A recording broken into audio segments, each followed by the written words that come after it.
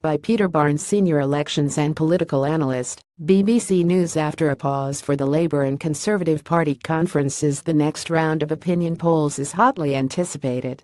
They will be closely scrutinised in an attempt to gauge whether the problems that beset Theresa May's speech have any impact on how the public perceives her, and whether any of the parties have been able to attract new supporters with their conference policy announcements.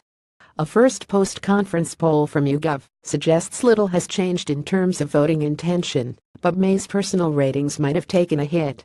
But there are several more to come over the next few days which should give us a clearer picture. Throughout the summer, the Westminster voting intention polls were remarkably stable. Labour did not quite retain the level of support they had immediately after the general election, but on average they held on to a narrow lead over the Conservatives. There was no perceptible movement for the smaller parties either. On leader satisfaction, Theresa May's rating improved a little. She still has a negative rating, meaning more voters disapprove of her or think she's doing a bad job than the opposite, but it has become a bit less negative. Opinium, Ipsos Mori and BMG all show a small improvement. And on the question of who would make the best Prime Minister, Mrs May has restored her lead over Jeremy Corbyn.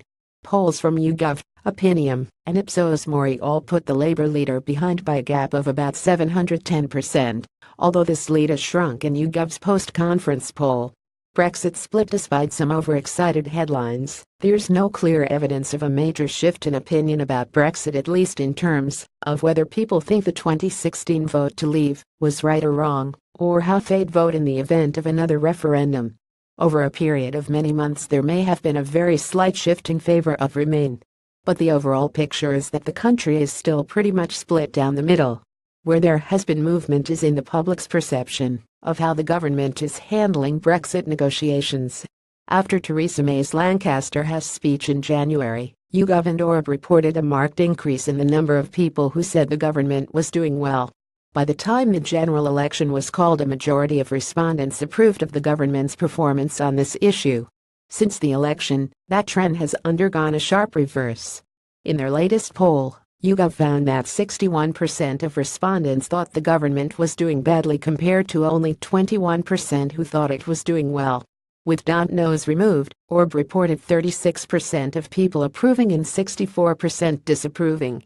As Professor John Curtis has pointed out, May's Florence speech has not had the same effect as her earlier one.